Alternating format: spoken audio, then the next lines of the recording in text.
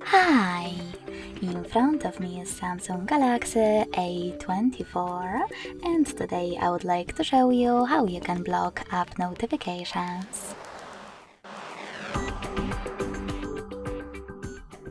Begin by going into Devices Settings and scrolling down to Access Notifications.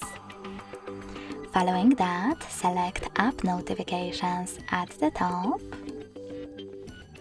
and then click on All. Now click on the best option for you, most recent, most frequent or turned off. I will go with most recent, or most frequent. So now I can click on the blue sweater next to one of my apps to disable notifications from it.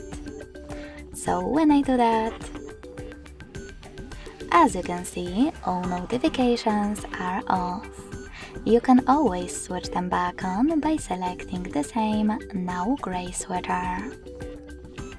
If you wish to, you can also just tap on one of your apps available on the left and manage all notifications thanks to this sweater next to Allow Notifications. Thanks so much for watching. If you enjoyed this video, don't forget to leave a like, comment and subscribe. Bye!